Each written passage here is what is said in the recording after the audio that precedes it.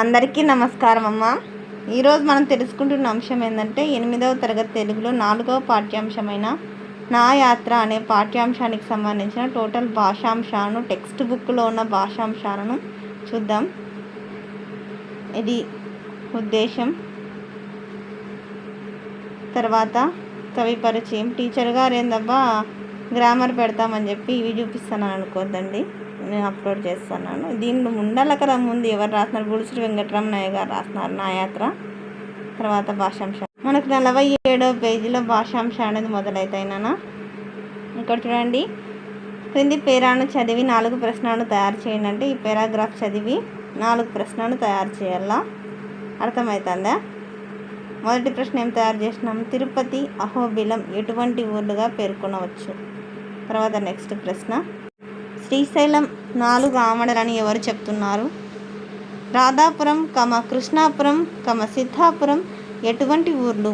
4వది, ఆత్మకూరు నందు ఏ వారం సంత జరుగునో రాయండి.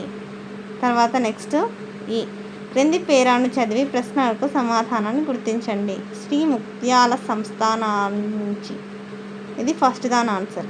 ఓకేనా? పై పేరాలో ఏ అంశం గురించి ప్రస్తావించినారు? పై పేరాలో చెల్లపిల్ల వెంకట శాస్త్రి గారు తన ముత్యాల సంస్థానంలో ప్రయాణంలో ఏరు దాటడం గురించి చెప్పారు. తర్వాత ఆహ్వానం ఎవరి నుండి వచ్చింది? శ్రీ ముత్యాల సంస్థానం నుండి ఆహ్వానం వచ్చింది. తర్వాత ఏ సాధనాలలో ప్రయాణం సాగింది? రైలు చక్రాల పడవపై ప్రయాణం సాగింది. తర్వాత నెక్స్ట్ పై పేరాకు శీర్షిక పెట్టండి. నా ప్రయాణం అనే శీర్షిక బాగుంటుంది పేరాకి. తర్వాత నెక్స్ట్ పాఠం ఆధారంగా ప్రశ్నలు, వ్యక్తీకరణ, సృజనాత్మకతకు సంబంధించిన ప్రశ్నలు దీనిలోనే ఎగ్జామ్కి వస్తాయి. చాలా ఇంపార్టెంట్. పాఠంలో మీకు నచ్చిన దర్శనీయ స్థానాన్ని వర్ణిస్తూ 10 వాక్యాలు రాయండి ఉందే, ఇది చాలా చాలా ఇంపార్టెంట్. ఇప్పుడు ఇస్తారు. తర్వాత భాషాంశాలు పదజాలంలో ఛత్రం, క్రింది పదాలకు అర్థాలను పట్టికలో గుర్తించి వాటితో సొంత వాక్యాలు రాయండి. అంటే ఇక్కడ చూడండి, తర్ఫీదు అంటే శిక్షణ, సర్కస్లోని జంతువులకు శిక్షణ ఇస్తారు. ఛత్రం అంటే గొడుగు, వానాకాలంలో గొడుగు అవసరం ఎక్కువ. నారి అంటే స్త్రీలను గౌరవించాలి. వడి అంటే వేగం, వాహనాలను వేగంగా నడపడం ప్రమాదకరం.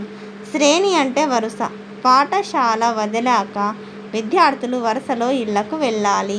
తర్వాత నెక్స్ట్ నాన్న, క్రింది వాక్యాలలో గీత గీసిన పదానికి సరైన నానార్థాలను గుర్తించండి. కన్ను అంటే నేత్రం, బండి చక్రం. తర్వాత పంక్తి అంటే వరుస, సేన. తర్వాత నెక్స్ట్ క్షేత్రం అంటే పుణ్యస్థానం, చోటు. తర్వాత ఉత్సాహం అంటే ప్రయత్నం, సంతోషం. మిత్రుడు అంటే స్నేహితుడు, సూర్యుడు. తర్వాత నెక్స్ట్ క్రింది వాక్యాలలో గీత గీసిన పదాలకు పర్యాయ పదాలను రాయండి. నిలయం అంటే ఆవాసము, కాణాచి. రాణి అంటే రాజ్ఞి, సామ్రాజ్ఞి.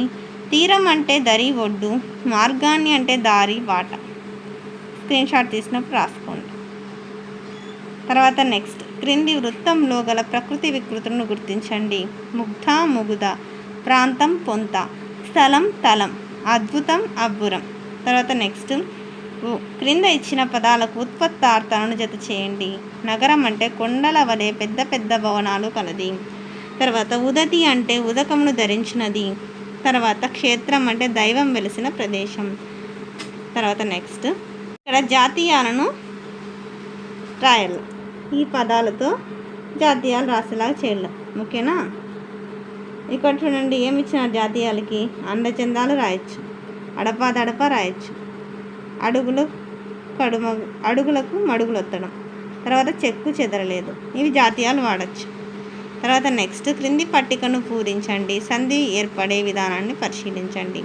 మరెక్కడ, మరి ప్లస్ ఎక్కడ ఇత్వసంధి. వారందరూ, వారు ప్లస్ అందరూ ఉత్వసంధి. ధర్మోపదేశం, ధర్మ ప్లస్ ఉపదేశం గుణసంధి. శతాబ్దం, శత ప్లస్ అబ్దం సవర్ణ దీర్ఘసంధి. మహోన్నతం అంటే మహా ప్లస్ ఉన్నతం గుణసంధి. దేవాలయం అంటే దేవా ప్లస్ ఆలయం సవర్ణ దీర్ఘసంధి. శుభోదయం అంటే శుభ ప్లస్ ఉదయం గుణసంధి. మహలున్నది అంటే మహలు ప్లస్ ఉన్నది ఉత్వసంధి. తర్వాత నెక్స్ట్ క్రింది సమాసాలకు విగ్రహ వాక్యాలను రాసి సమాసం పేరు రాయండి. ఎర్ర రాళ్ళు అంటే ఎర్రనైన రాళ్ళు. ఎప్పుడే కానీ ప్రత్యేకంగా వస్తే దాన్ని విశేషణం అంటారు. ఓకేనా. ఇక్కడ చూడండి, రాళ్ళు మామూలే కానీ ఎట్లాంటి రాళ్ళు? ఎర్రనైన రాళ్ళు. ఇవి మొదటిగా వచ్చింది కాబట్టి దీన్ని ఏమంటారు? విశేషణం. ప్రత్యేకతను ఏమంటారు? విశేషణం. విశేషణం అంటే ప్రత్యేకత. ఏంది విశేషణం అంటే? ప్రత్యేకత. ఓకేనా.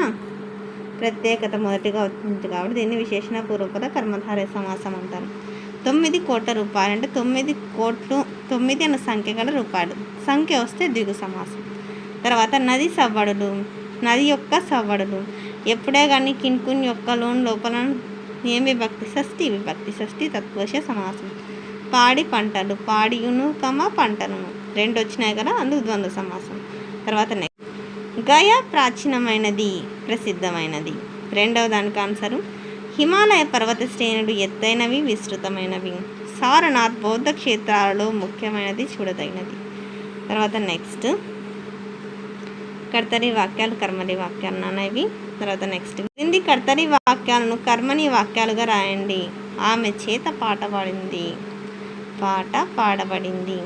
గాంధీజీ చేత వార్తా స్కీమును ప్రారంభించబడింది.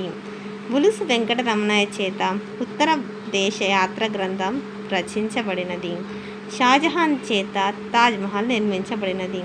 అందరికీ ధన్యవాదములమ్మా. ఇంకా మన ఛానల్ సబ్స్క్రైబ్ చేసుకుని వాళ్ళు ఎవరంటే దయచేసి సబ్స్క్రైబ్ చేసుకొని లైక్ చేసి షేర్ చేసి మీ ఫ్రెండ్స్కి, రిలేటివ్స్ అందరూ సబ్స్క్రైబ్ చేసుకోమని చెప్పండి. నా ఛానల్ని సబ్స్క్రైబ్ చేసుకొని ప్రత్యక్షంగా పరోక్షంగా సపోర్ట్ చేస్తున్న వాళ్ళందరికీ పేరు పేరున ప్రత్యేకమైన ధన్యవాదాలు. అందరికీ మరొకసారి ధన్యవాదాలు. దయచేసి వీడియోని మాత్రం స్కిప్ చేయదు.